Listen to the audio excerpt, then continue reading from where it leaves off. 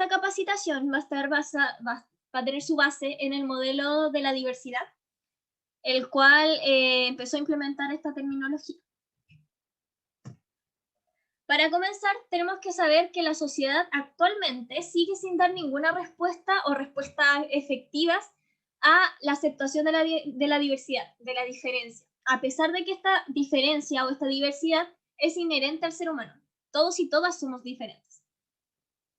Y bueno, un tema súper importante, que es lo que les mencionaba anteriormente, es que a medida que los años pasan y que nosotros y nosotras vamos envejeciendo, nos hacen afrontar de mayor manera lo que es la diversidad funcional, porque uno cuando va envejeciendo tiene muchas más posibilidades de pertenecer a este colectivo.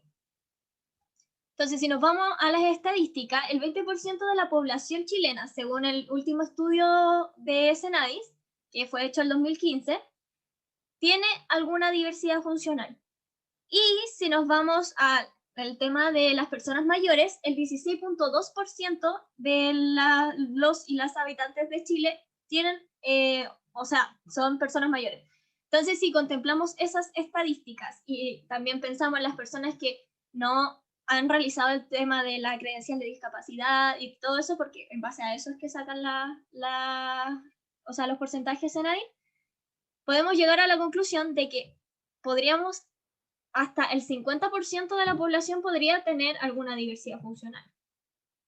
O incluso pueden ser muchos más, uno no sabe, pero según las estadísticas y viendo esta y comparando estas estadísticas, podemos decir que incluso podemos llegar al 50% de personas con diversidad funcional en Chile. Entonces, no es una cifra menor. Y a pesar de eso, es súper invisibilizada. Históricamente, han existido 4 modelos que han contemplado la diversidad funcional. El primero es el modelo de la prescindencia. El modelo de la prescindencia es original de la antigua Grecia y la antigua Roma. Este modelo supone que las causas de la diversidad funcional tienen motivos netamente religiosos. Entonces, considera que las personas con diversidad funcional son innecesarias porque no contribuyen a la comunidad. Tienen mensajes diabólicos por su nacimiento, son consecuencia de los dioses o por su vida desgraciada no merecen vivir. ¿Por qué se ven estos mensajes? Porque en Grecia pensaban de una manera y en Roma de otra.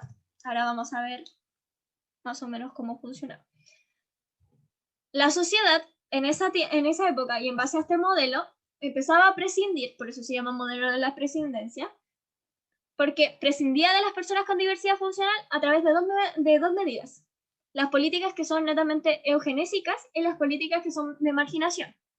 Las políticas eugenésicas son claves de la antigüedad clásica y eran, ¿en qué se basaban? Las personas o el consejo de ancianos, como le decían antiguamente, tomaban la decisión de declarar a ciertos niños como diferentes o como anormales por tener diversidad funcional y cometían el infanticidio de 2 maneras. En Grecia, por ejemplo, lanzaban a los niños por acantilados cuando tenían alguna diversidad funcional. ¿Por qué? Porque consideraban que había un pecado que cometieron sus padres y que por eso sus hijos tenían alguna diversidad funcional. Y en Roma hacían exactamente lo mismo porque pensaban que era una advertencia de que la alianza con los dioses ya estaba rota. Después, o la otra medida que se tomaba, eran las políticas de marginación. Estas políticas de marginación eran espacios que eran destinados hacia personas consideradas anormales o personas que eran excluidas por la sociedad, como en ese tiempo las clases pobres. Entonces las trataban como objetos de caridad y como sujetos de asistencia. Y aquí es donde llama la atención algo, porque hay una constante que aún hasta el día de hoy se repite, que es la exclusión, o incluso podemos decir que la discriminación. ¿Por qué? Porque las personas con diversidad funcional eran insertadas en este grupo que estaba conformado por personas pobres y personas marginadas. ¿Y por qué razón la insertaban aquí? Porque consideraban que esta diversidad funcional era una situación totalmente inmodificable, lo que hacía que estas personas tuvieran que ser excluidas y tuvieran que aceptar esta exclusión con resignación, o sea, no había otra posibilidad. No sé si tienen alguna duda con respecto a este modelo.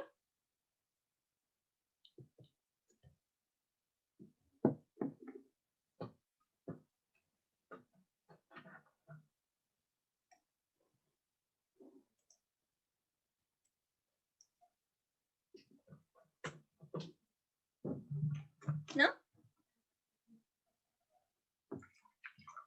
Voy a servir agua también. Ya. Vamos al siguiente modelo. Avísenme si hablo muy rápido porque a veces me pasa eso.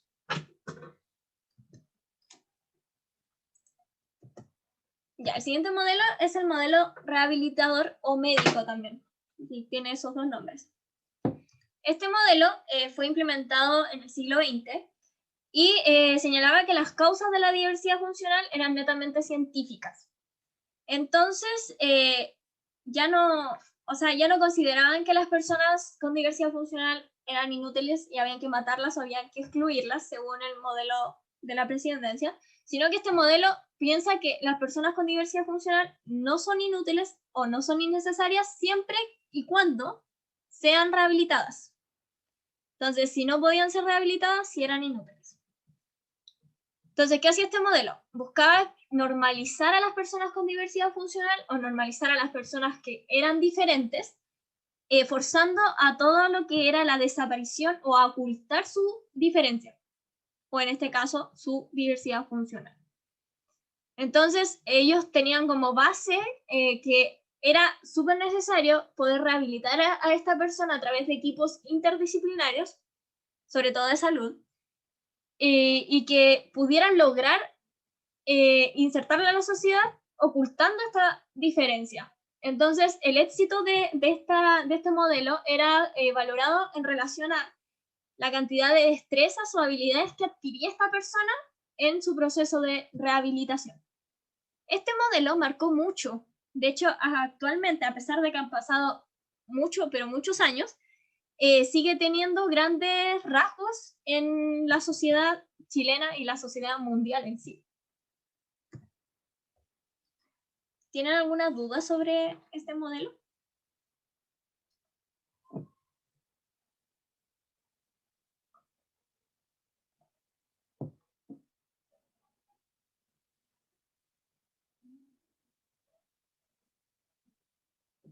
No.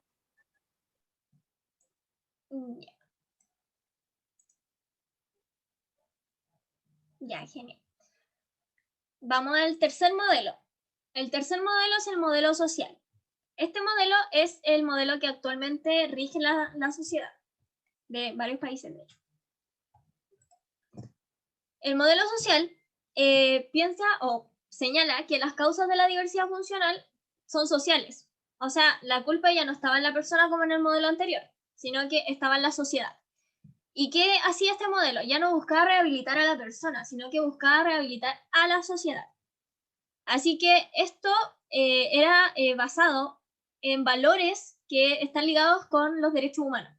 Entonces, este modelo empieza a incorporar socialmente el respeto por la dignidad humana, la igualdad de condiciones, la igualdad de derechos, la libertad personal y con ello la inclusión social. Entonces, este modelo decía que las personas con diversidad funcional sí podían aportar a la sociedad de igual medida que cualquier otra persona. O sea, no por tener diversidad funcional, estas personas aportaban menos o aportaban más, sino que podían aportar de la misma manera que cualquier otra persona. Y que la sociedad tenía que tomar estos aportes desde la valoración y el respeto por su condición. Entonces, ¿qué pasa con este modelo? Este modelo empieza a reivindicar la autonomía de las personas con diversidad funcional con la base de la decisión sobre su propia vida.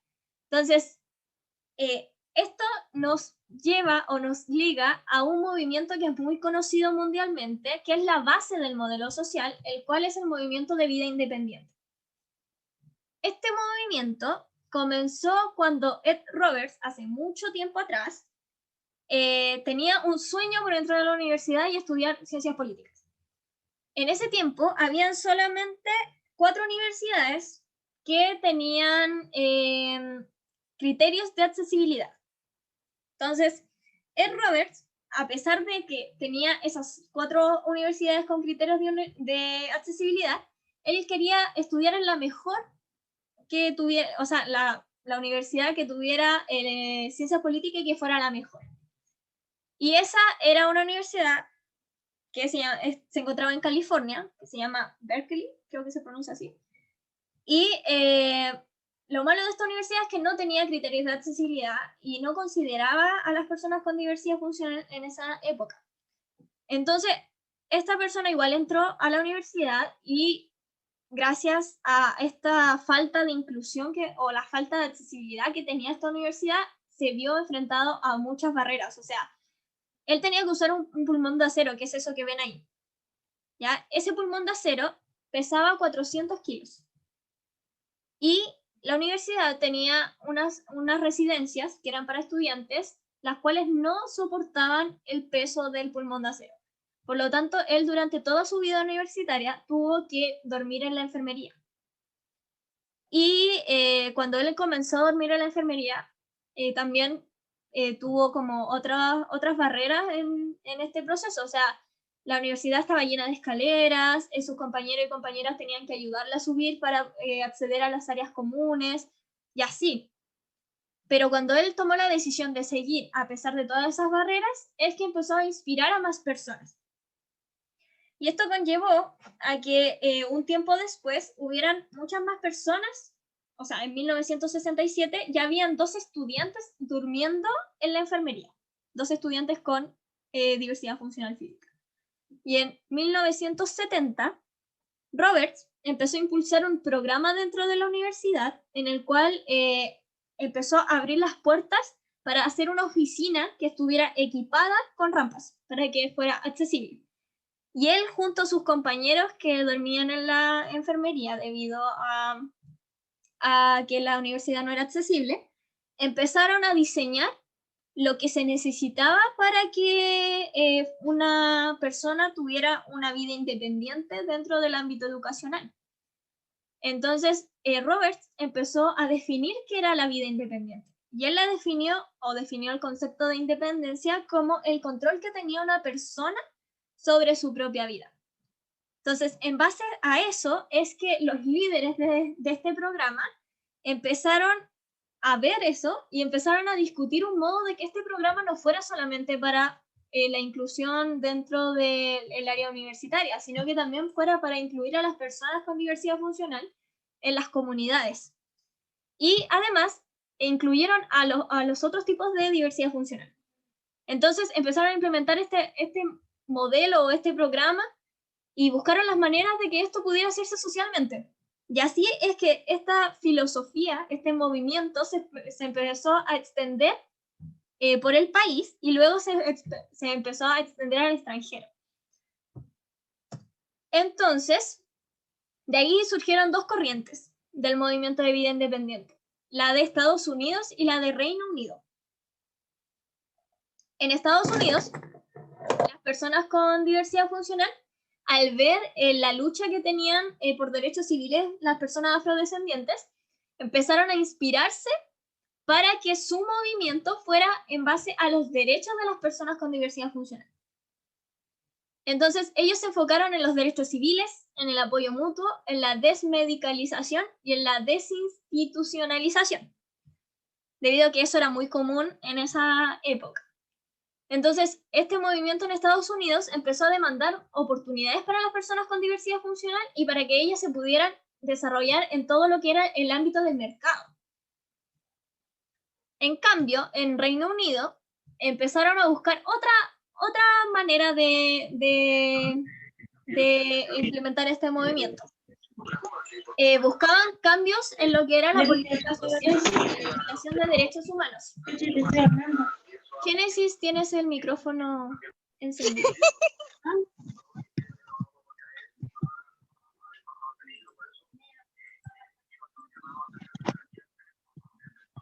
Génesis, ahí sí. Bueno, como les decía, en Reino Unido este movimiento se manifestó de otra manera, ya que las personas empezaron a buscar cambios en las políticas sociales y en la legislación de derechos humanos. Porque esta diferencia sucede que en Reino Unido el estado de bienestar era una prioridad. Entonces, ellos consideraban que la única manera de cubrir las necesidades de las personas con diversidad funcional era que el estado de bienestar se implementara y las contemplara.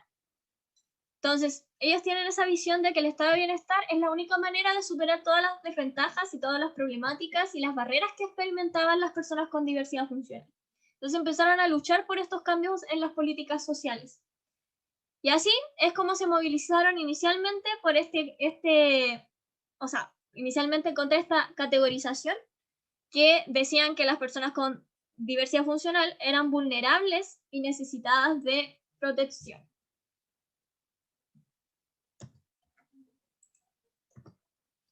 ¿Tienen preguntas sobre eso?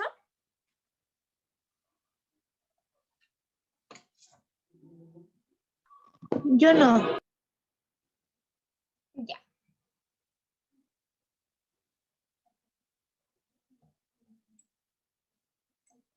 Vamos a pasar al siguiente. Aquí vamos a hacer un salto. Antes de pasar al modelo de la diversidad como tal, vamos a ver ciertas temáticas generales que contempla el modelo de la diversidad. Entre esos está la bioética. La bioética es una de las herramientas que el modelo de la diversidad contempla como fundamentales para los derechos de las personas con diversidad funcional. Así que vamos a ver cuál es la realidad bioética, qué es la bioética, entre otras cosas. Entonces, primero que todo, ¿qué es la bioética? La bioética es una de las ramas de la ética que estudia todo lo que son los problemas morales que surgen desde procedimientos o actividades médicas. Entonces, ejemplos de temáticas que ve la bioética son el aborto, la eutanasia, la experimentación fetal, la nueva genética, que es algo en que vamos a enfocarnos. Entonces, ¿por qué es importante la bioética? Sucede que las personas con diversidad funcional han tardado mucho tiempo en ser conscientes de la importancia que tiene la bioética para la percepción social sobre las vidas de este propio colectivo. Entonces, se señala que es súper importante considerar la bioética y tenerla ser conscientes de su importancia, porque la bioética puede tener un impacto muy grande en todo lo que tiene que ver con las reflexiones a futuro sobre este colectivo. Y en temáticas tan controversiales como son la nueva genética o la eutanasia. Entonces, la nueva genética es una de las temáticas que al colectivo de personas con diversidad funcional le preocupa mucho, porque es una de las temáticas que está como más nueva, que están trabajando desde hace ya un par de años y que tienen una visión súper retrógrada sobre este colectivo. Entonces, la nueva genética o la genética humana es una amenaza para el colectivo, porque claro, te promete esta curación o contención de una posible diversidad funcional, pero lo que actualmente hacen o lo que realmente hacen son pruebas genéticas destinadas a detectar células o características que son indeseables. Entonces, es como una nueva eugenesia de decidir qué ser humano merece así como nacer o qué ser humano no merece nacer. Entonces, claro, no se habla de tratar una enfermedad o una diversidad funcional, sino de eliminar o manipular fetos, que no son aceptables por diversas razones. Entonces, lo que hace esta nueva genética es estudiar al feto antes de que nazca para detectar ciertas características que puedan conllevar alguna enfermedad, que puedan conllevar alguna diversidad funcional, y los manipulan a través de tecnologías. Entonces, esto es una amenaza directa hacia los derechos humanos de las personas con diversidad funcional. Entonces, miren, para darles un ejemplo de por qué es una amenaza, vamos a ver frases de especialistas, ya sean del área de salud, como de bioéticos que trabajan en esta área. Por ejemplo, tenemos a este caballero, que es un médico y filósofo holandés, el cual señala que debería matarse un bebé tanto antes como después del nacimiento, siempre que se descubra que tiene o presenta defectos físicos o mentales. Y Peter Singer, que es un profesor de bioética, señala que no parece muy sensato aumentar el consumo futuro de recursos limitados, permitiendo que aumente el número de niños con deficiencias. Robert Edwards es un embriólogo mundialmente famoso, de hecho ganó un premio Nobel, si no me equivoco, y él señaló que pronto será un pecado que los padres tengan hijos que lleven la pesada carga de una enfermedad genética. Dan Brook, un bioético estadounidense, señaló que la sociedad podría ser mejor si se evita el nacimiento de las personas ciegas y las que tengan una grave discapacidad. Entonces ahora yo les pregunto, ¿qué opinan ustedes de lo que les acabo de leer? Lo que dicen estas personas, que son personas mundialmente famosas, son personas que llevan años en la bioética o años estudiando genes, como es el caso de algunos. Entonces, ahora la idea es que podamos comentarlo. Yo quiero saber qué opinan ustedes sobre lo que les acabo de mencionar.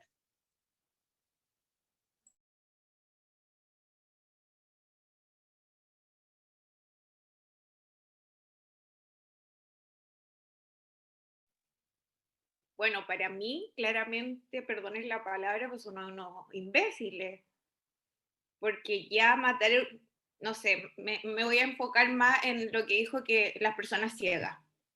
Bebés que nacen con problemas de visión y más que nosotros mismos con el tiempo vamos adquiriendo problemas de visión, sería como eliminarnos ya cuando llegamos a la edad de adultos mayores. O sea, existiría muy poca gente en el mundo porque de alguna manera tenemos todos alguna discapacidad física. Quizás muchos no sabemos que estamos limitados, pero para mí realmente son unos imbéciles estos tipos, discriminadores, y que más encima que lo que tú dices ahora es que han ganado premios Nobel. De verdad que no sé, no sé en qué etapa o en qué están viviendo para premiarlos con un tipo de premio así que es como tan característico. De verdad me sorprende.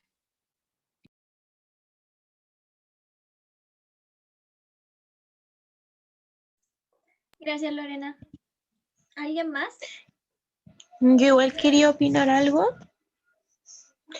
que tengo como dos criterios en base a lo que dicen esos investigadores bioéticos, porque yo estoy a favor del aborto libre, pero este tipo de aborto que ellos proponen es un aborto discriminatorio y eso ya es como decisión de los padres, creo yo, si deciden o no el desafío, pues.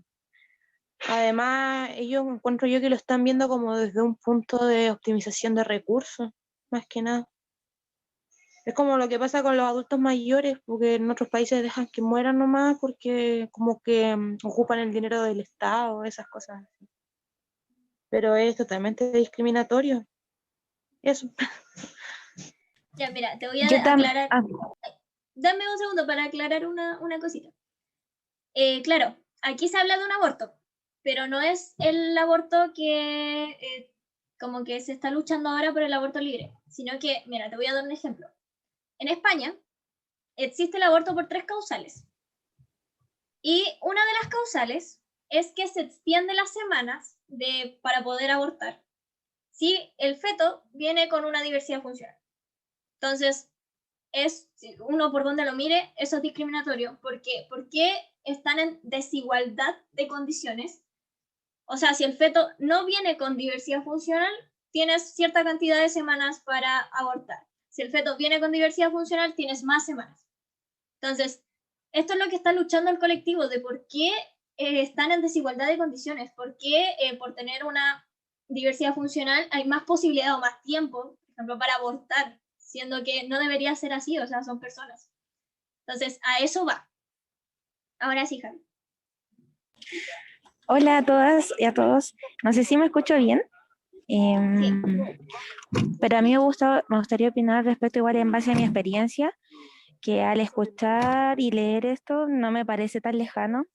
Yo lo viví y me tocó muy de cerca ese mismo pensamiento de parte de un médico hacia mi papá. O sea, la frialdad con la que ellos ven esto, o no sé, bueno, les voy a contar, a mí me dijeron que personas como mi papá, que tiene una discapacidad mental, son personas que roban oxígeno, que no hacen nada por su vida.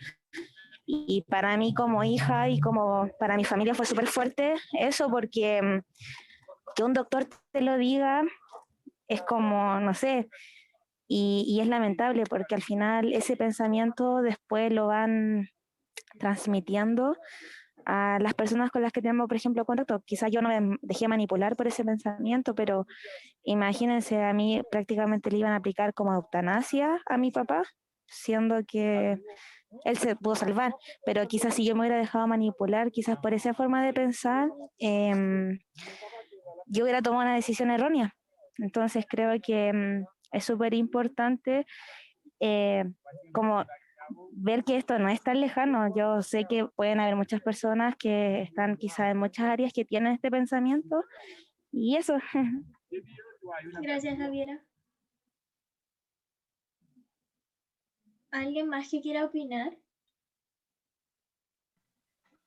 Yo igual comparto harto lo que dijo la compañera recién. Bueno, en este momento yo igual me encuentro como trabajando en el área de salud y la verdad es que sí, los médicos igual son bastante fríos y como que los TENS igual se influencian un poco como el pensamiento de que, ejemplo, las personas ciegas o las personas con trastorno de mentalidad o con una discapacidad multifuncional, como que son un estorbo, como que no hay arreglo, que no se puede ayudar a que igual sigan adelante, porque igual hay una manera de poder que ellos sean igual que una persona normal, no porque les falte como desarrollarse bien como nosotros, que quizá a lo mejor sí, nosotros estamos bien desarrollados, ellos igual a lo mejor tienen otra inteligencia mejor que la de nosotros.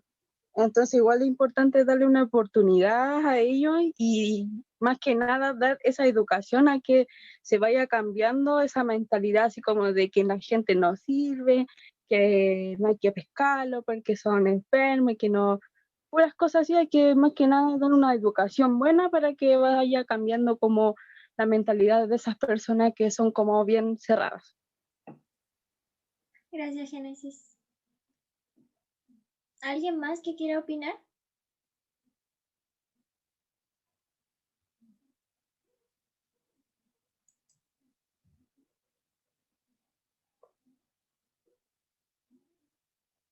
Ya, vamos a continuar. Gracias a todas las personas que opinaron y vamos a seguir.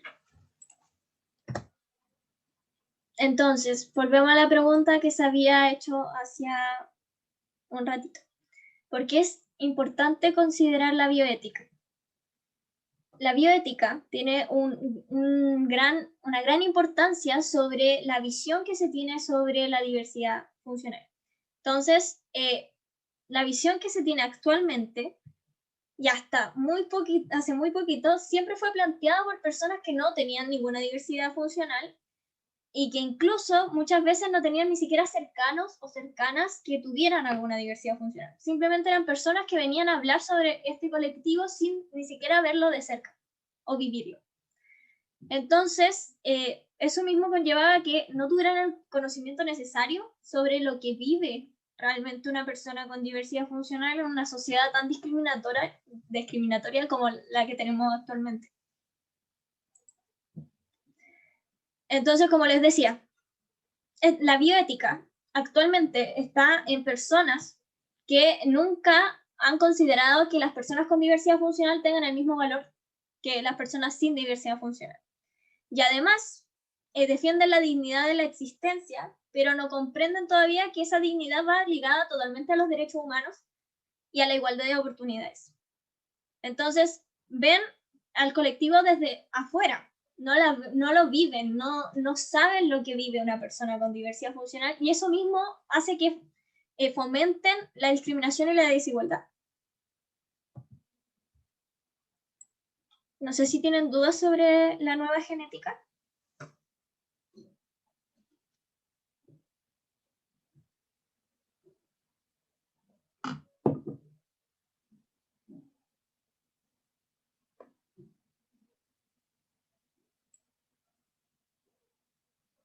Ya, vamos a seguir.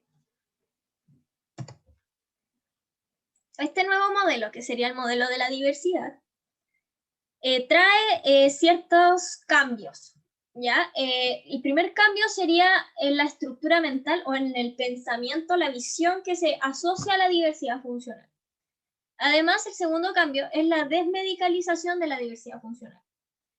El tercero es la desinstitucionalización de la diversidad funcional. El cuarto, el cambio de terminología. El 5, un cambio en el concepto de dignidad. Y el 6, la bioética como herramienta. Vamos a ir viéndolo de a poquito. El primero, que era la desmedicalización. ¿Por qué es tan importante la desmedicalización? ¿Ya? ¿O por qué es tan relevante esto? El modelo rehabilitador, como les mencionaba anteriormente, tiene consecuencias que hasta el día de hoy están súper inculcadas en la sociedad. Pero la consecuencia más importante, o la que ha generado mayores consecuencias, ha sido la taxonomía que se tiene sobre la diversidad funcional. Entonces, la sociedad tiene esa percepción ligado a lo médico, así como a lo patologizante, a lo de lo que es la deficiencia de. El modelo viene a cambiarlo, por eso se dice diferencia funcional. Ya no es deficiencia, es diferencia funcional o diferencia orgánica. Eso también lo vamos a ver un poquito más adelante. Entonces, esta taxonomía que se tiene siempre se ha ligado como mucho la enfermedad o lo que es la patologización con la diversidad funcional, siendo que no es lo mismo. Entonces, eso mismo ha conllevado a que existan ciertos estigmas y ciertos prejuicios con respecto a la diversidad funcional. Y aquí tenemos algunos, como la confusión entre enfermedad y diversidad funcional. No es lo mismo, lo vuelvo a repetir. La confusión entre autonomía moral y autonomía funcional de las personas con diversidad funcional. Son dos cosas completamente diferentes, que también la vamos a ver un poco más adelante. La imposibilidad de un tratamiento transversal en las políticas de la diversidad funcional. Y el último, el mito del sufrimiento en la diversidad funcional. Seguimos viendo que en la sociedad muchas veces se piensa que las personas con diversidad funcional sufren mucho por tener diversidad funcional. Y no es que sufran por tener diversidad funcional, sino que sufren por la discriminación o la pasan mal por la discriminación que conlleva tener diversidad funcional en una sociedad como la que estamos. Entonces vamos a ver lo primero. ¿Por qué la enfermedad y la diversidad funcional son cosas diferentes? Primero, la clasificación de patologías. Siempre hay que dejarla al mundo médico. O sea, vamos a separarlo de lo social. Son cosas completamente diferentes. Entonces, ¿qué es lo que hace este modelo? Busca reducirlo al ámbito médico, lo que es del ámbito médico, y no mezclarlo con la realidad y las problemáticas sociales que viven las personas con diversidad funcional. Entonces, lo social con lo social, lo médico con lo médico. No se mezclan. Entonces, ¿por qué?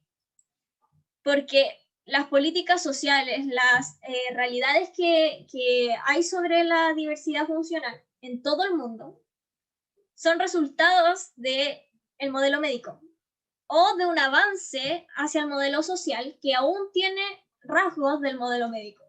Entonces, claro, el modelo social teóricamente funciona súper bien y es súper lindo, pero si lo vemos en la realidad, hay muchas cosas del modelo social que no se han implementado todavía y todavía tienen esos como rasgos del modelo médico. O sea, todavía no hemos evolucionado totalmente hacia algo que se pueda llamar inclusión, porque la verdad es que todavía tenemos estos rasgos de este modelo rehabilitador.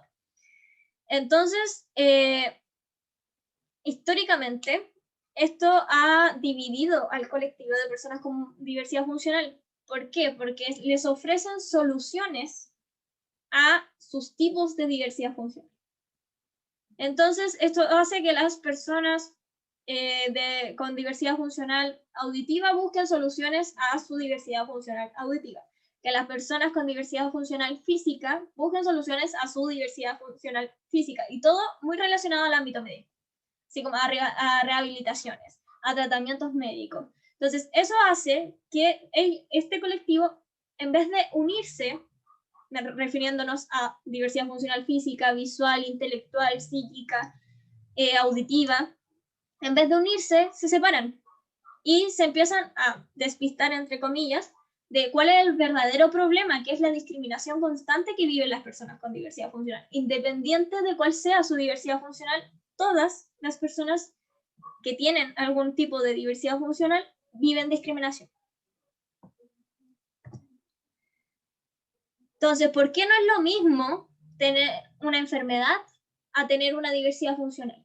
Vamos a verlo como desde el ámbito más técnico de las definiciones, donde enfermedad es una alteración más o menos grave de salud.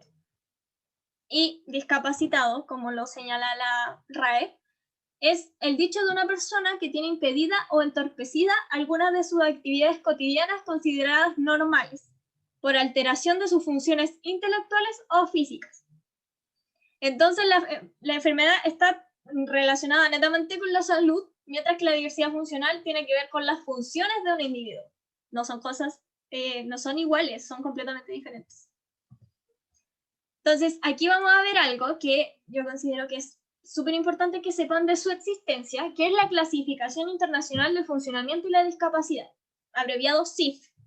La CIF es la clasificación que la OMS actualmente ocupa para categorizar a las personas y para determinar si una persona tiene una enfermedad, tiene una diversidad funcional o es considerada completamente normal, por así decirlo. Entonces, aquí yo les tengo una tablita, la cual es extraída directamente desde la CIF. Y acá vemos que la CIF se divide en dos partes: el funcionamiento y discapacidad y los factores contextuales. Entonces, lo que hace la CIF, separa lo que es la enfermedad de la diversidad funcional a través de esta categorización. Y aquí considera todo lo que es estructura corporal, o sea, cuerpo como tal, extremidades. Y aquí en actividad y participación considera todo lo que son acciones, o sea, cómo yo me desarrollo como persona. Y en factores contextuales considera todo lo que son factores ambientales que tienen que ver con nuestro entorno y los factores personales que son completamente diferentes en cada persona. Entonces, es súper importante porque la CIF, desde que se empezó a implementar en la OMS, ha separado la enfermedad de la diversidad funcional. Entonces, ahí ya tenemos un pequeño avance, aunque la CIF no es completamente correcta para señalar esto. Vamos a verlo un poquito más adelante. Entonces, la relación entre enfermedad y diversidad funcional sí se puede dar, pero no hay que confundirla. Entonces, como habíamos dicho antes, enfermedad y diversidad funcional son cosas completamente diferentes, pero sí pueden tener alguna relación. Entonces, por ejemplo, no toda enfermedad genera una diversidad funcional, como puede ser un resfriado, una faringitis, como los mencioné. Pero también existe la posibilidad de que una enfermedad pueda tener como efecto a una diversidad funcional. Por ejemplo, la esclerosis múltiple o el Alzheimer. Y también, una diversidad funcional no implica necesariamente una enfermedad, como la tetraplegia, la ceguera o la sordera. También hay que tener en consideración que hay enfermedades que afectan a la estructura del cuerpo, pero no parecen afectar a su funcionalidad. Entonces, no pertenecerían al colectivo de personas con diversidad funcional. Y un ejemplo de esto es el VIH-Sida, que sí afecta a la estructura del cuerpo, pero no afecta a la funcionalidad, a menos que las personas empiecen a sufrir discriminación por su diferente estructura. En ese caso, si empiezan a sufrir discriminación, sí se considera diversidad funcional, porque ese es un factor clave. Una persona con diversidad funcional sufre discriminación social, ¿ya? Por ejemplo, al acceder al trabajo, al hacer actividades de ocio, al transporte, la educación, En todas las áreas que se les pueda ocurrir existe la discriminación hacia las personas con diversidad funcional. Y la enfermedad y la diversidad funcional son realidades completamente diferentes que necesitan aproximaciones distintas. Entonces, la enfermedad sí se puede ver en el área de salud, pero la diversidad funcional es algo completamente distinto, que no debería verse desde una mirada médica. Y no estoy diciendo que, por ejemplo, las enfermedades que conllevan a una diversidad funcional no deban ser tratadas, porque hay enfermedades que sí conllevan a una diversidad funcional y sí deben ser tratadas, pero como enfermedades. Y lo que conlleva la diversidad funcional es la discriminación que, por funcionar de una manera distinta, las personas viven. Entonces, las políticas sanitarias deberían empezar a utilizar sus propios instrumentos y sus propios principios, separados de las políticas sociales que deberían usar los suyos y sus propios principios también. O sea, son orígenes completamente diferentes que deberían estar separados, no juntos. Y por último, es súper importante que una persona con diversidad funcional puede tener o no tener una enfermedad, pero sí lo que es súper seguro es que tiene un cuerpo diferente, ¿ya? O sea, ya sea en su estructura, refiriéndonos a sus extremidades, como en su funcionalidad, que, por ejemplo, una diversidad funcional que sea de estructura es una diversidad funcional física, a una persona que le falta alguna extremidad, por ejemplo. En cambio, una diversidad funcional que afecte a la funcionalidad puede ser una diversidad funcional auditiva. No es algo que afecte a una extremidad, sino que afecta a una función, que es la audición. Entonces, como señalamos acá, la persona con diversidad funcional puede tener o no una enfermedad, pero sí es seguro que tiene un cuerpo que funciona diferente. Y eso conlleva que viva una discriminación permanente en la sociedad. ¿Tienen preguntas sobre eso?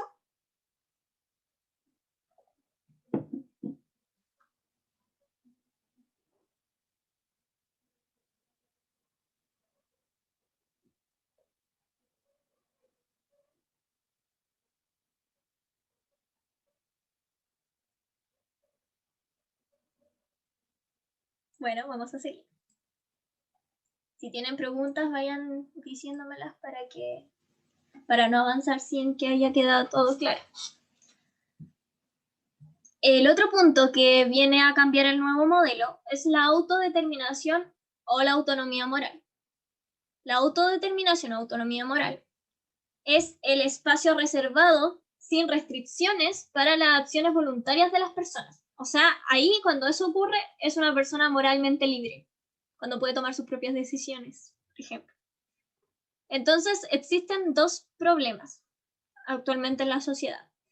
El primero es que suele asociarse una diversidad funcional intelectual con la carencia de capacidad para el ejercicio de la libertad moral. O sea, se suele asociar que una persona que tiene una diversidad funcional intelectual no puede tomar decisiones, siendo que no es así. Y muchas veces también la sociedad no toma en serio la autonomía de las personas con diversidad funcional física. ¿Ya? Es más común en la física, puede ocurrir en otras, pero es más común en la física. Entonces, al ver a una persona con diversidad funcional física, suelen pensar que no puede tomar sus propias decisiones. Y claro, pueden tener o pueden necesitar de un tercero para movilizarse, pero eso no quiere decir que la persona no pueda tomar decisiones sobre su propia vida. Son cosas completamente diferentes. Entonces, actualmente, y en el mundo en sí, hay dos colectivos que carecen de autodeterminación por diversas razones. El primero son todos aquellos niños, niñas y niñas menores de 18 años que por razones legales, razones de desarrollo, etc., no toman decisiones, sino que toman las decisiones sus padres. Y las personas que se incapacitan legalmente, o sea, las personas interdictas. Acá en Chile existe una interdicción que afecta a las personas con diversidad funcional, que es la interdicción por demencia. Entonces, antes de ver eso, vamos a ver qué es la interdicción como tal. La interdicción es aquel acto judicial que priva a una persona incapacitada para actuar en la vida jurídica. Entonces, la persona interdicta no puede contraer ninguna obligación por sí sola, necesita siempre la autorización de otra persona, de un tercero, que se llama curador acá en Chile. Entonces, existen dos tipos de interdicciones. El primero es por demencia y el segundo por disipación.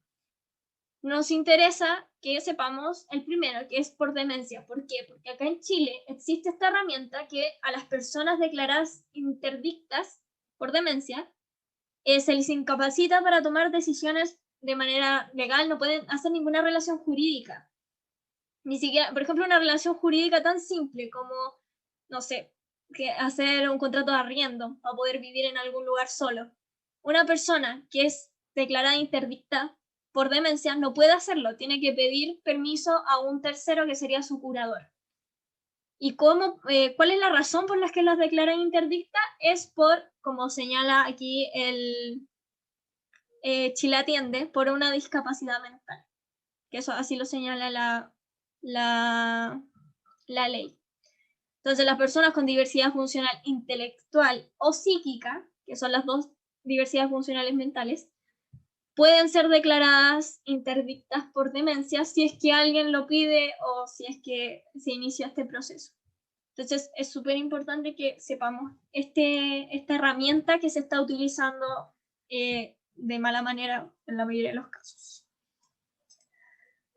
Entonces, existen dos grupos de personas a los que no se les concede la plena capacidad de elección sobre sus propias vidas. ¿Ya? Se les quita su autonomía moral.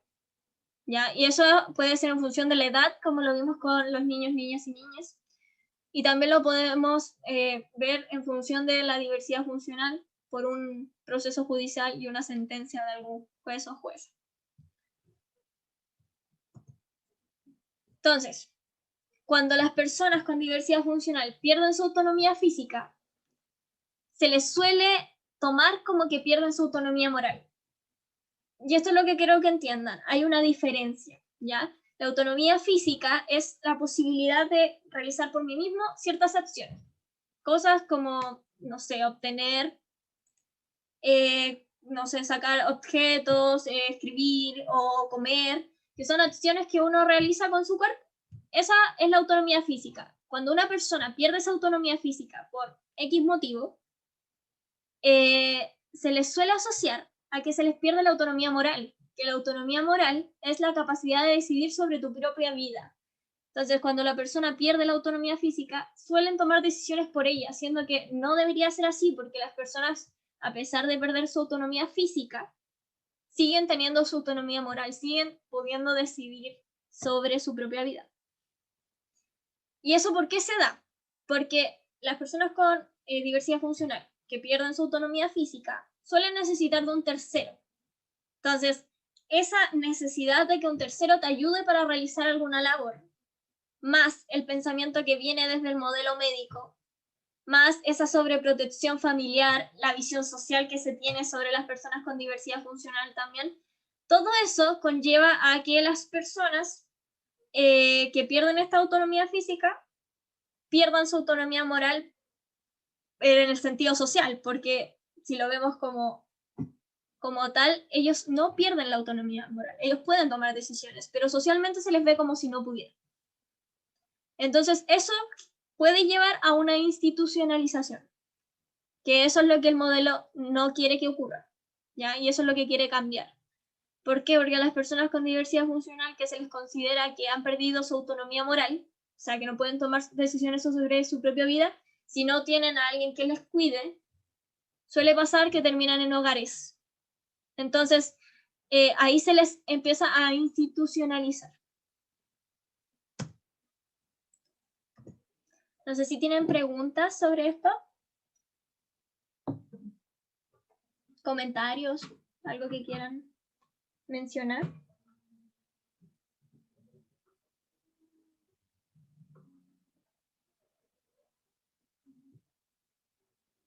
Ahí si alguien me puede decir cómo van.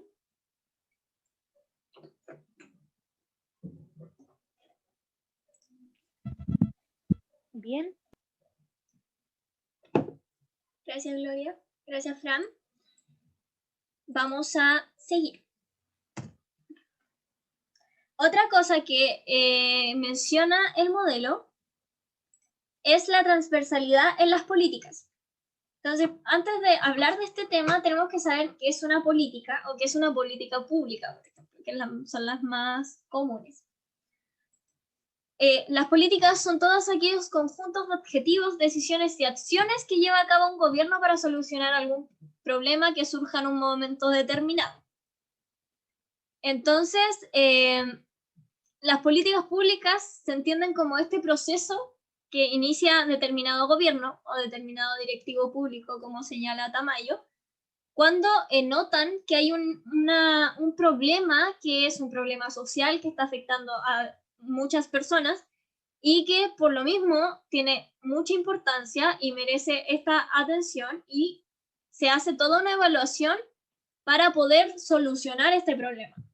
Y ahí eso es una política pública, estas acciones que toman los gobiernos para poder eliminar este problema. Entonces, ¿qué es lo que pide este modelo? Muchas de las políticas que se han realizado sobre diversidad funcional siempre han sido sobreprotectoras o se han infantilizado a las personas con diversidad funcional. Entonces, se asume que tienen una falta de autodeterminación, o sea, no pueden tomar sus propias decisiones y por lo tanto se hacen estas políticas sobreprotectoras porque debemos cuidarles, así como con ese pensamiento. Entonces se les pone al mismo nivel al que se le ve a los niños, niñas y niñas que no pueden tomar decisiones, que sus padres o un tercero tiene que tomar decisiones por ellos. Entonces, no se considera la diversidad que hay dentro de este propio colectivo, no se considera que sí pueden tomar sus propias decisiones, que sí tienen autodeterminación, que no son niños, no tienen esa falta de autodeterminación. Entonces, ¿qué es lo que pide este modelo? Pide que todas las políticas que se o sea, todas las políticas que tengan como temática poder solucionar algún problema, cubrir alguna necesidad que tengan las personas con diversidad funcional, se puedan orientar a promover la capacidad de autodeterminación de este colectivo. Entonces, ya no es excluirles o asumir de que a las personas con diversidad funcional, independiente de su tipo de diversidad, les falta autodeterminación, sino que es promover esta capacidad de tomar sus propias decisiones. Entonces se solicita esta transversalidad y se señala también porque la discriminación como tal es transversal. O sea, la discriminación se ve en todas las áreas de la vida de una persona con diversidad funcional. La ve desde que sale de su casa, así como el solo hecho del pavimento, que muchas veces no está apto para las personas con diversidad funcional física, o para las personas con baja visión, que muchas veces, de hecho, como dato, las calles deberían tener en todas sus orillas pintado de color amarillo, como los tienen en algunos metros en las escaleras. Y son muy pocas calles las que tienen ese color. Son muy pocos los semáforos, por ejemplo, los que tienen ese sonido para avisar cuando se está en verde. Entonces, todas esas cosas hacen que el solo hecho de salir de mi casa teniendo alguna diversidad funcional, yo viva discriminación, o sea, solo por salir. Lo mismo en la educación, lo mismo en el trabajo. La inclusión laboral es muy baja. La ley solo contempla un 1% de personas con diversidad funcional, y dentro de ese propio 1%, las personas con diversidad funcional intelectual son discriminadas. O sea, prefieren los empleadores contratar a personas con diversidad funcional física o con diversidad funcional auditiva en vez de una persona con diversidad funcional intelectual, por todos los prejuicios, por todos los mitos, por todos los estigmas que hay. Entonces, la discriminación es transversal, o sea, la viven en todas las áreas de su vida. Y es por eso mismo que la discriminación afecta a todos los tipos de diversidad funcional, o sea, independiente del tipo que tengan en este colectivo, todos y todas las personas con diversidad funcional viven esta discriminación. Entonces, este modelo señala y solicita también que la lucha contra esta discriminación se dé en unión. O sea, este colectivo que está tan segregado se empieza a unir independiente del tipo de diversidad funcional, que esos tipos que se ven son netamente categorizaciones médicas, no son algo social. O sea, debido a lo médico es que socialmente decimos esta persona tiene, no sé, de diversidad funcional física, o esta persona tiene diversidad funcional e intelectual. Es una categorización que viene desde el ámbito médico y se implementó en el ámbito social. O sea, los vestigios del modelo médico todavía siguen actualmente. Entonces, es por lo mismo que se pide esta transversalidad en las políticas públicas, en las políticas en sí, y también se pide que se luche contra la discriminación, que es transversal a todas las áreas de la vida de las personas con diversidad funcional, que este colectivo se empiece a unir, independiente de sus diferencias.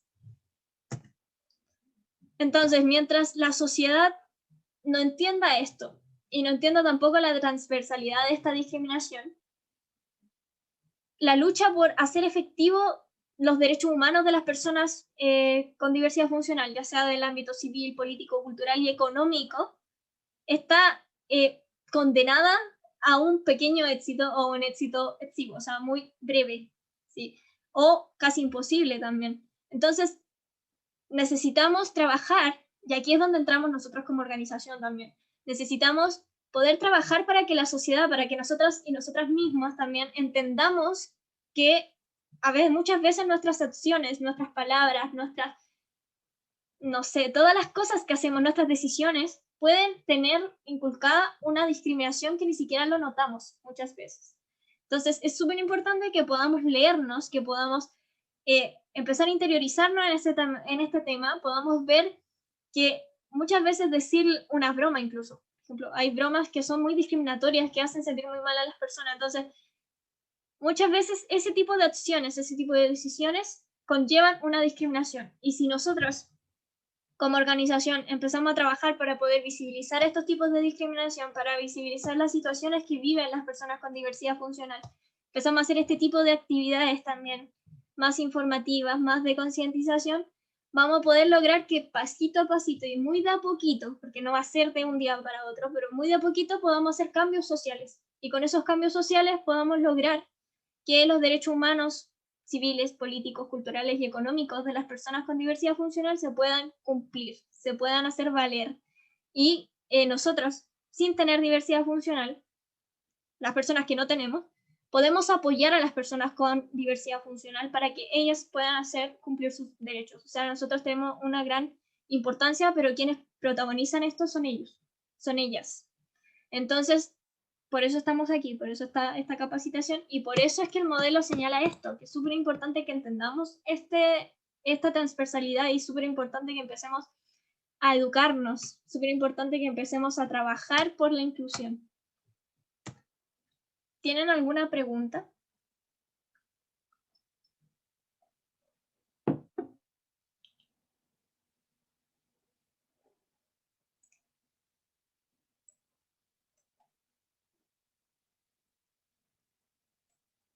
No, todo claro. Ya. Vamos a la siguiente. El modelo de la diversidad, en una de sus variantes, contempla un concepto de dignidad, que es un poco diferente a los conceptos que tenemos ahora. Entonces, primero que todo, tenemos que saber qué es la dignidad. Según María Teresa López de la Vieja, es el valor intrínseco del ser humano. Es sinónimo de libertad, de autonomía, de integridad, de respeto. Entonces, no vamos a leer todo eso porque es muy extenso, pero brevemente, ella lo que considera es la dignidad como valor intrínseco del ser humano. O sea, tú tienes dignidad solamente por ser persona. Y eso se atribuye a la libertad, a la autonomía, a la integridad.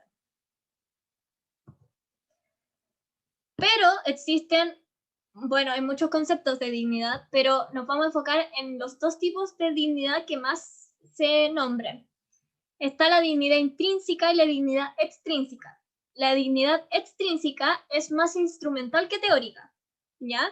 Entonces, es una dignidad que depende netamente de la relación con los individuos de una sociedad. Entonces, en esta se empiezan a agrupar todos los elementos del deber ser que señala Bobbio, pero también las condiciones que sean apropiadas para el autorrespeto, como indica, no sé pronunciar su apellido, pero... Y el bienestar material para vivir humanamente, como indica Maldonado. Entonces, la extrínseca tiene que ver con los instrumentos para hacer valer para hacer valer el autorrespeto, la libertad, el bienestar. Y está la intrínseca también, que era la que señalaba María Teresa López de la Vieja, que es el valor intrínseco que tiene el ser humano o que tienen las personas solamente por ser personas.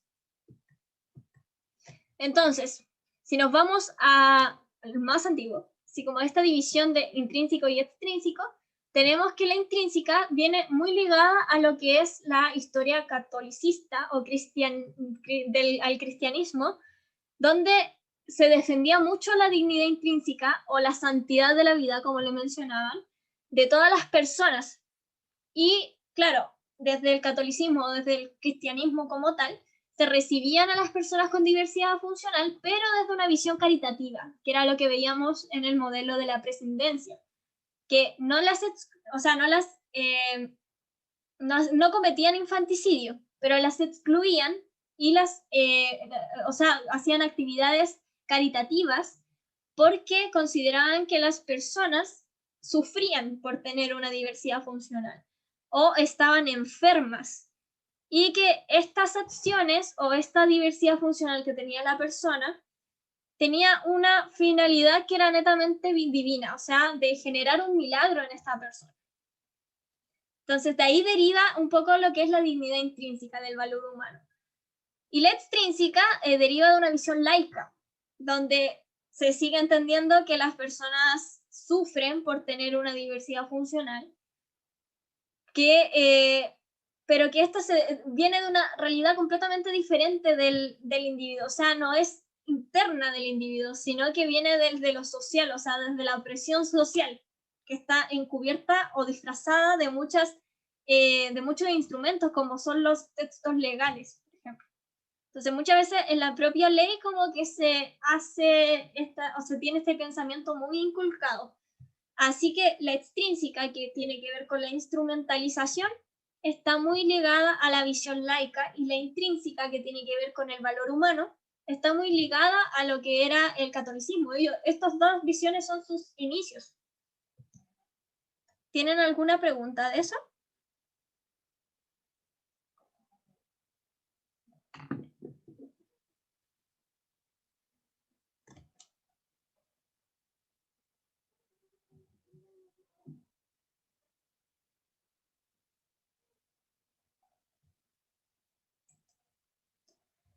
Ya miren, se me fue un tema importante aquí. Lo que hace este modelo es tomar estas dos visiones y modificarlas para generar un nuevo concepto de dignidad. Entonces ya no es una visión caritativa de una persona que sufre, pero sí tiene un valor por ser persona. Entonces toma eso desde la visión intrínseca, y desde la visión extrínseca o la visión más laica, claro, no toma el tema del sufrimiento por tener una diversidad funcional, pero sí toma el tema de que va en los instrumentos sociales, o sea, va en los textos legales, va en la sociedad, en las convenciones, las declaraciones, en todo lo que son instrumentos para hacer valer esta libertad, esta dignidad. Entonces, este modelo busca este nuevo concepto, busca mezclar ambas, sacando lo mejor y agregando también cosas, porque las personas con diversidad funcional no sufren por tener una diversidad funcional. Y eso lo voy a volver a repetir porque es importante. Las personas con diversidad funcional, si la pasan mal, es por la discriminación que socialmente tienen que vivir todos los días. No es por tener una diversidad funcional. Y aquí es donde entra un tema, la bioética como herramienta. Como mencionábamos anteriormente, la bioética es súper importante. Y este modelo lo que hace es tomar la bioética y señalar que es una buena herramienta para hacer valer los derechos de las personas con diversidad funcional. Entonces, ¿qué dice este modelo? Que el colectivo de personas con diversidad funcional tiene en su entorno, o en el entorno de la bioética, una herramienta muy poderosa para poder restaurar el valor de su propia existencia. La bioética como mencionábamos anteriormente, estudia muchas controversias médicas o muchos procedimientos médicos que generan controversias, mejor dicho. Entonces, desde la visión del aborto, como lo nombrábamos anteriormente, donde se les da más semanas para abortar por el solo hecho de tener que su feto venga con diversidad funcional, eso ya es una discriminación. O el hecho de la nueva genética, donde empiezan a experimentar con fetos cuando detectan alguna característica indeseable o que pueda producir alguna diversidad funcional. Empiezan a experimentar con eso para que no nazca o para que esa característica no venga con el feto. Entonces son como situaciones súper complejas que la bioética trabaja, y esta herramienta puede generar una nueva visión sobre este colectivo. Y es por eso que es súper importante que se empiece a escuchar la voz de este colectivo, desde las propias personas con diversidad funcional, para que la bioética empiece a tomar la visión de las propias personas que supuestamente sufren o que supuestamente desearían morir y que por eso deberían, por ejemplo, el tema de la eutanasia, darles posibilidad a la eutanasia para las personas con diversidad funcional. Si se escuchara realmente a las personas con diversidad funcional y se supiera si quieren morir o no quieren morir, y no se decidiera sobre ellas, aquí no están diciendo así como que la eutanasia no exista, sino que están diciendo que se escuchen a las personas, se escuchen su propia visión, no se asuman cosas. Entonces, la idea de esto es que el colectivo pueda ser escuchado por la bioética o por las personas que conllevan todos los estudios de la bioética, para que este propio colectivo pueda aportar a estos debates y puedan tener el conocimiento desde la propia fuente, o sea, de las personas que lo viven día a día. Puedan saber si es que, ¿qué opinan colectivos del aborto o de darle más tiempo a las personas para abortar cuando viene el feto con diversidad funcional? ¿O qué opinan de la eutanasia con respecto a la diversidad funcional? ¿O qué opinan sobre la nueva genética de experimentar con fetos que tienen características de alguna diversidad funcional? Entonces, si se escucha la fuente, puede ser una gran herramienta para poder hacer este cambio de percepción, este cambio de las personas con diversidad funcional no sufren por tener una diversidad funcional, sufren por la discriminación constante que viven socialmente. Entonces, la culpa no es de la diversidad funcional, la culpa es de la sociedad, que no ha entendido y no ha aceptado la diferencia. Entonces, ¿qué es lo que sugiere este modelo? Empezar a utilizar los derechos, ya sea derechos humanos, las convenciones internacionales, y la bioética, para lograr esta dignidad. Y esta dignidad que ya sea la dignidad que hablamos anteriormente, que contemple la intrínseca, que vendría siendo el valor humano por ser simplemente persona, tu libertad, tu bienestar, que yo creo que esa es la mejor palabra, y también el valor la dignidad extrínseca, que vendría siendo todos estos instrumentos legales o estos instrumentos en sí para poder hacer valer esta dignidad. Y también desde la corriente cristiana y la laica, o sea, tomar ambas visiones. ¿Por qué? Porque dentro del colectivo de personas con diversidad funcional pueden haber personas que sigan alguna religión cristiana, como puede haber personas que sean totalmente laicas o no crean en nada. Entonces, si se tienen ambas visiones, se tienen ambos enfoques, ahí se puede lograr una dignidad intrínseca y extrínseca, que es el concepto que quiere lograr este modelo. ¿Tienen dudas, preguntas?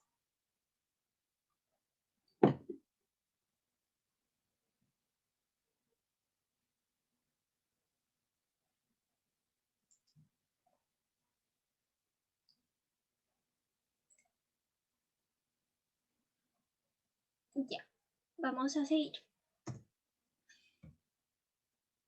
Ya, esto es una visión más actual y con esto vamos a ir cerrando, ¿ya? Porque igual nos extendimos un poquito. Actualmente, la diversidad funcional es una desventaja social. ¿Por qué? Porque la sociedad sigue percibiendo esa desventaja social como una rebaja del valor de la vida. O sea, la vida de una persona con diversidad funcional vale menos socialmente que la que no tiene diversidad funcional. Y bueno, la sociedad en sí percibe que la persona con diversidad funcional sufre por ser diferente, por tener esta diversidad funcional. O sea, no perciben que lo que realmente hace que las personas la pasen mal es la discriminación que la misma sociedad les impone o les hace pasar día a día, sino que piensan que la sociedad, o sea, piensan que las personas con diversidad funcional sufren por tener diversidad funcional, no por la discriminación. Y bueno, la sociedad, para evitar este sufrimiento, piensan que lo mejor es arreglar a la persona, apartarlo o evitar que venga al mundo. Entonces, si nos vamos a eso, tienen muchos rasgos del modelo de la prescindencia, que sería así como evitar que venga al mundo. Y también tienen muchos rasgos del modelo rehabilitador o médico, que es de arreglarlo para que deje de sufrir, para que se pueda insertar socialmente, ocultar su diversidad. Y bueno, lo que hablábamos también anteriormente, todos y todas envejecemos, y con ese envejecimiento tenemos muchas posibilidades y muchas más personas con diversidad funcional. O sea, como señalaba una de ustedes, es súper común, súper normal que con la edad empezamos a perder la vista. Incluso hay personas que la pierden completamente llegando a determinada edad. Y el solo hecho de ir avanzando en tu edad y que vengan, por ejemplo, enfermedades como la demencia, como el Alzheimer, ya te hacen pertenecer al colectivo de personas con diversidad funcional. Solo el hecho de perder tu visión por la propia edad también te hace pertenecer al colectivo de las personas con diversidad funcional.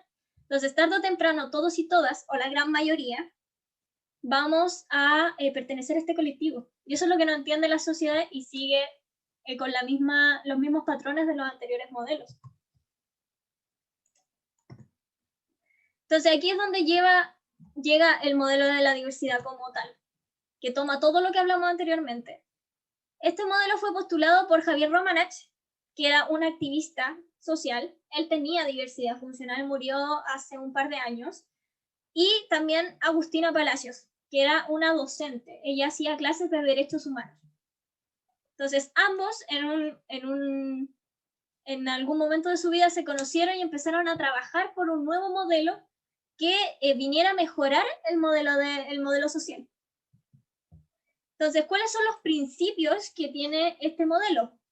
Este modelo contempla la diversidad como un valor inherente al ser humano o a las personas en sí. Y considera que este valor se tiene que apreciar, se tiene que contemplar. Entonces, el colectivo de personas con diversidad funcional enriquecen a la sociedad a través de esta propia diversidad. Además, señala que todas las personas con y sin diversidad funcional tenemos el mismo valor, la misma dignidad. También señala que existen dos vertientes de la dignidad, que son la intrínseca y la extrínseca, señalando que la dignidad intrínseca tiene que ver con el valor propio de las personas por ser personas, y que todas las personas, independientemente de si tenemos o no diversidad funcional, tenemos la misma dignidad intrínseca, el mismo valor. Nuestras vidas valen exactamente lo mismo. También que la dignidad extrínseca está relacionada con todo lo que son los instrumentos o para ser más específico, con los derechos, las condiciones, como les decía, las convenciones, las declaraciones, todos esos instrumentos, sobre todo legales, y también los instrumentos que generan las condiciones de vida de las personas. Entonces, esta dignidad extrínseca también tienen los mismos principios de la otra. O sea, todas las personas, independientes si tenemos o no diversidad funcional, tenemos la misma dignidad extrínseca. También señala que la dignidad, o sea, que la diversidad funcional es cuestión de dignidad y de derechos humanos. Que todas las personas, todas las vidas, tenemos el mismo valor. Que la sociedad debe trabajar para que todas las personas tengan los mismos derechos, ya sea que tengan diversidad funcional o no la tengan. También señala que las personas con diversidad funcional no están enfermas, solamente son diferentes y son discriminadas socialmente por esa diferencia. También que si alguna persona no posee su autonomía moral, ya sea con o sin diversidad funcional, la sociedad debe trabajar para ayudarle a conseguirlo. ¿Ya? Y si no es posible, se tiene que utilizar la solidaridad como valor fundante del derecho. O sea, la solidaridad tiene que ser el valor que genere alguna normativa legal, algún derecho como tal, y que ese derecho sea la herramienta para mantener intacta la dignidad. ¿Ya? O sea, no podemos pasar a llevar a las personas por perder su autonomía moral. También señala que las personas deben luchar por una sociedad donde se contemplen las necesidades y diferencias de todas las personas. Y eso también es un principio que está dentro de nuestra organización. O sea, estamos trabajando, estamos luchando para que la sociedad en la que vivimos contemple y acepte las diferencias, la diversidad como tal. También señala que las herramientas para conseguir y preservar la dignidad de las personas con diversidad funcional son la bioética y los derechos humanos. Entonces, esta herramienta en conjunto, cambiar esta perspectiva de la bioética, o sea, que tiene la bioética sobre las personas con diversidad funcional y utilizar también los derechos humanos, son la única manera que se tiene, o la mejor manera, mejor dicho, para conseguir y preservar la dignidad de este colectivo. Entonces, este modelo postula 3 cosas fundamentales. La primera es erradicar la capacidad como indicador del colectivo y sustituirlo por dignidad. O sea, el mismo valor de las personas, de las vidas y los mismos derechos. ¿Por qué se da esto? Y aquí volvemos a la CIF. La CIF, como les decía, es una clasificación internacional del funcionamiento y la discapacidad. Es un instrumento que está utilizando la OMS para determinar o para generar un estándar general, así como un lenguaje unificado sobre todo lo que tiene que ver con salud y todo lo que tiene que ver con temáticas relacionadas también a la salud. Entonces, la CIF se divide en 2. La primera es el funcionamiento y discapacidad. La segunda, los factores contextuales. El funcionamiento y discapacidad está dividido en cuerpo o en funciones y estructuras corporales y en actividad y participación. Las funciones y estructuras corporales determinan o señalan cómo debe funcionar tu cuerpo en relación a tus extremidades. Cómo una persona normal, entre comillas, debería funcionar. Entonces señala que, no sé, señala como todas las funciones de todas nuestras extremidades. Por eso señala las estructuras corporales. Y bueno, las funciones corporales también, porque ahí entra todo lo que es la audición, la visión, el gusto, el tacto, entre otros organismos también que contempla. Y bueno, la actividad y participación contempla todo lo que son las acciones que deberíamos realizar o poder realizar como personas. Entonces, ahí es donde la CIF señala las restricciones a la participación. Entonces, ¿qué pasa cuando tú no cumples con ciertas funciones y estructuras corporales? Tú tienes una discapacidad. ¿Qué pasa cuando tú no cumples con algunas actividades o participación? Tú tienes una limitación en la actividad o restricción en la participación que conlleva a una discapacidad. Entonces, ¿qué pasa? La CIF como tal señala todo en torno a la capacidad. Tú eres capaz de hacer determinada cosa con tu estructura corporal. Tú eres capaz de realizar determinada labor en tu actividad diaria. Si tú no eres capaz, tú tienes una discapacidad. Entonces, es súper fuerte porque la capacidad de hacer algo, la capacidad o el sentirte capaz, está determinado por una clasificación que hizo una organización mundial.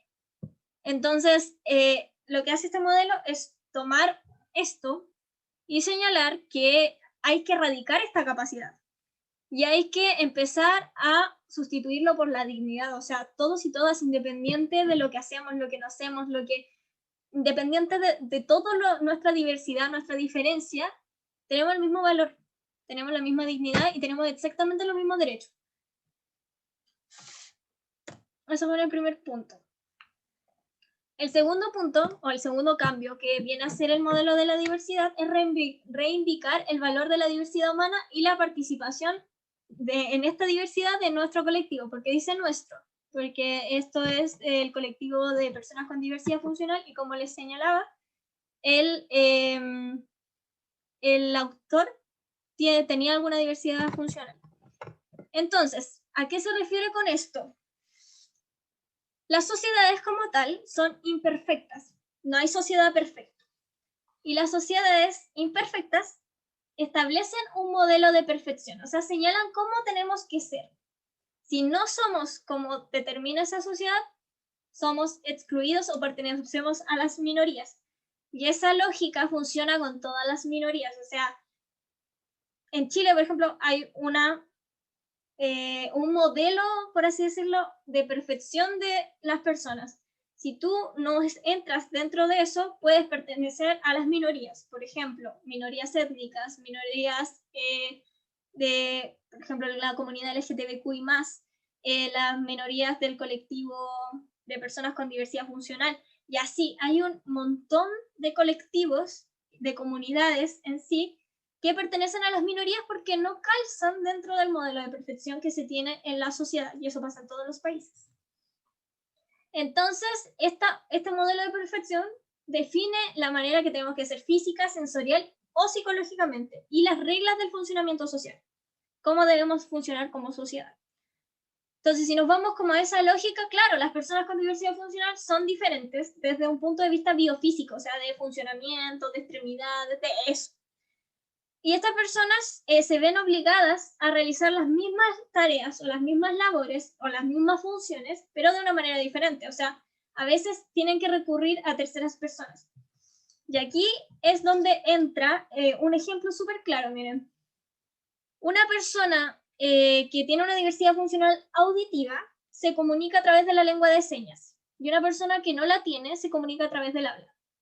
Entonces, es exactamente la misma función, pero hecha de diferente manera.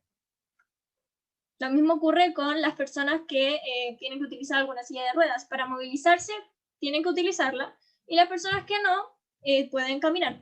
Entonces, son exactamente la misma función, que sería el desplazamiento, pero realizado de una manera diferente. Entonces, aquí es donde entra el otro tema. El cambio de terminología. Este modelo señala el cambio de terminología, que es lo que nosotras le hablamos también cuando ustedes ingresaron. Nosotras no utilizamos discapacidad o situación de discapacidad, sino que nosotras estamos trabajando en la terminología de diversidad funcional. Diversidad porque somos diversos, todos y todas, y funcional porque el colectivo de personas con diversidad funcional son diversos funcionalmente, o sea, funcionan de una manera diferente. Es lo único que los hace diferentes al resto o a las mayorías. Entonces, aquí es donde entra el cambio de terminología. Y bueno, actualmente se utilizan muchos términos para referirnos o para referirse al colectivo de personas con diversidad funcional. Entre esos podemos encontrar minusvalía, discapacidad, invalidez, capacidades diferentes, necesidades especiales, que es súper común escucharlos, sobre todo porque legalmente se siguen utilizando. Sigue utilizando, por ejemplo, el decreto 3500, sigue teniendo pensión de invalidez. Y dice cuando una persona se declara inválida. Entonces, ese término sigue estando ahí, o sea, no lo han modificado. Lo mismo con otros términos, por ejemplo, necesidades especiales. La ley de educación sigue contemplando a niños y niñas con necesidades especiales en su plan de educación, en su programa de educación, no, su diseño universal de educación. Entonces, ahí se sigue contemplando las necesidades especiales, y eso está muy mal. Lo mismo con las capacidades diferentes. ¿Por qué está mal decir persona con capacidades diferentes? Porque todos y todas somos diferentes. Todos y todas somos capaces. Ya, ellos no tienen capacidades diferentes, sino que ellos son capaces, igual que nosotros, pero funcionan diferente. Entonces, invalidez. es decir que una persona es menos válido o que no vale. Discapacidad es señalar la diferencia entre falta de capacidades. Minusvalía es decir que es menos válida. Capacidades diferentes, estás diciendo que no es capaz de realizar ciertas cosas, siendo que son capaces. Todos y todas somos capaces. Necesidades especiales, no tienen necesidades especiales, todos y todas tenemos diferentes necesidades. Entonces, todos esos términos se escuchan constantemente y son muy limitantes y muy peyorativos para el colectivo. Entonces, es aquí donde viene este modelo y empieza a señalar o implementar un nuevo término. Este término nació, y es el único término, que ha nacido directamente del colectivo de personas con diversidad funcional. El resto de los términos lo ha implementado una persona X o unas personas X para señalar o para categorizar a un colectivo. Pero este término de diversidad funcional nació directamente de las propias personas con diversidad funcional. Y por eso también es súper importante utilizarlo, porque además de que es el único término que es neutro, o incluso se podría decir que es positivo, porque el resto de los términos mencionados anteriormente, todos tienen una carga negativa. Este término no. Además de eso, es el único término que ha salido del propio colectivo. Entonces es súper importante que lo empecemos a utilizar, lo empecemos a normalizar en nuestro vocabulario. ¿Y de dónde deriva este cambio de terminología? Viene de una teoría, que es una teoría psicológica, que es la teoría simultánea de Vygotsky. Es una teoría del pensamiento y lenguaje, en la cual Vygotsky señala que el pensamiento y el lenguaje se desarrollan en una interrelación. Ya están súper relacionados, así están muy ligados. Entonces, este sujeto señala que las estructuras del habla se convierten en estructuras del pensamiento. Lo que tú dices es lo que piensas. Entonces, la conciencia de las personas es primordialmente lingüística, o sea, de lo que hablamos lo pensamos. Y así es como los significados del lenguaje o todo lo que tiene que ver con las palabras están generalmente o en su mayoría en la actividad cerebral, o sea, en todo lo que tiene que ver con las funciones psíquicas. Entonces, como decía esta persona, o como decía creo que era filósofo, muy importante, el lenguaje sí crea realidades. El lenguaje es súper importante, lo que nosotros decimos puede marcar a una persona, ya sea positiva o negativamente. Entonces, de estas teorías es que sale este cambio de terminología, porque como dice ahí, las palabras llevan ideas y conceptos, de ahí es donde salen, o sea, nosotras y nosotras utilizamos palabras que tienen valores sociales o valores culturales que fueron aceptadas para nombrar a determinada persona, determinado objeto.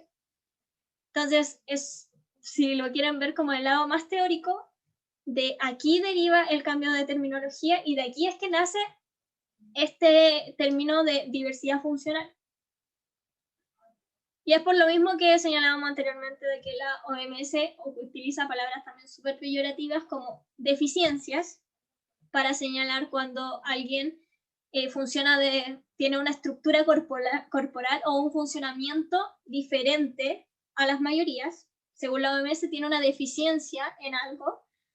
O limitaciones, que también si lo vemos tiene un contenido negativo muy alto, que también tiene relación las limitaciones con, por ejemplo, limitaciones en la actividad.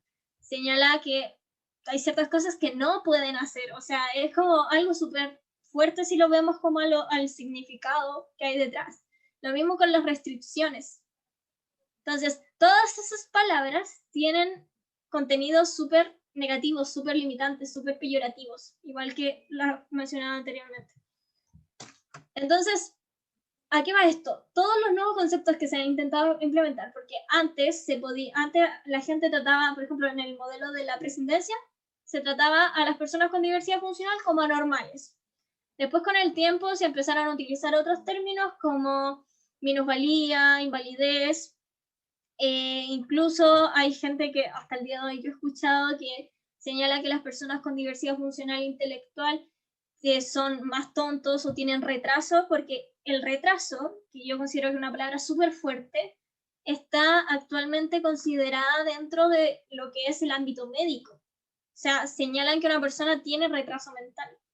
Entonces, lo que hace este modelo es tomar esas cosas que quedaron de la presidencia y del modelo de rehabilitador o médico y las empieza a cambiar porque las personas no tienen retraso, no tienen restricciones, no son menos válidas o menos capaces, sino que son diferentes. Somos personas diversas, todos y todas, o sea, nadie es igual a otra persona.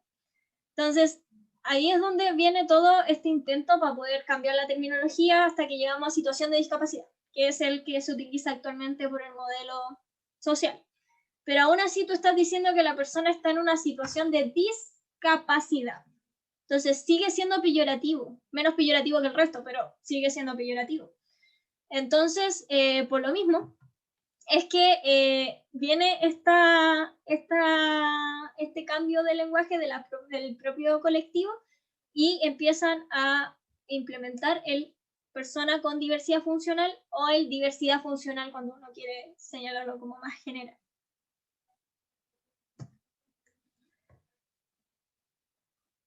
Eso es lo que les mencionaba anteriormente. Entonces, es por esto que el diversidad funcional se empieza a ajustar a una realidad donde la persona funciona diferente a las mayorías. ¿Ya? Y este término lo que hace es considerar esta diferencia y la falta de respeto a las mayorías que en sus procesos sociales o constructivos sociales no tienen en cuenta esta diversidad funcional. Entonces, aquí es donde entra la base de pertenecer o no pertenecer al colectivo. Una persona se integra a este colectivo cuando sufre discriminación por su diferencia. Cuando funciona diferente, pero no sufre discriminación, no pertenece al colectivo. Les voy a dar un ejemplo. Yo tengo astigmatismo. Perdón lo referente, pero yo tengo astigmatismo y eso hace que yo funcione diferente, porque yo sin lentes no veo nada. Pero yo uso lentes y puedo salir a la calle sin ningún problema y no sufro discriminación. No percibo esa discriminación tampoco. No hay nada que a mí me discrimine por ver de otra manera, sino que los lentes listo.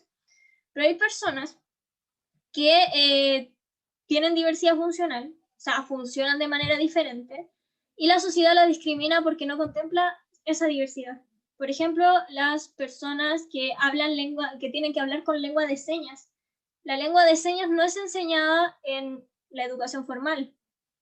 Si una persona X que viene de años de educación formal y nunca, por ejemplo, había escuchado de la lengua de señas, un día se topa con una persona de la comunidad sorda, no va a poder entender a la persona ni tampoco va a poder dialogar con esta persona porque nunca en su vida le enseñaron lengua de señas y tampoco se interiorizó. Y eso también es una forma de discriminación, porque la sociedad en sí no contempla la lengua de señas como algo relevante de enseñar, por ejemplo, en la educación. Hace como 2 o 3 días se modificó la ley 20.422 para poder incorporar la lengua de señas como un idioma de la comunidad sorda. Entonces, estamos hablando de 2 o 3 días más o menos. Es muy poquito tiempo. Entonces, a eso vamos. Cuando una persona es discriminada por funcionar diferente, entonces pertenece al colectivo de personas con diversidad funcional. Cuando esta persona funciona diferente, pero no es discriminada, no pertenece al colectivo. ¿Tienen dudas?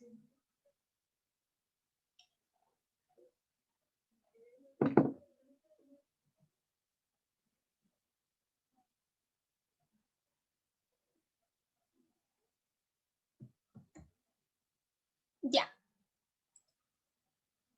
Eso fue la capacitación. No sé si tienen algún comentario, alguna duda.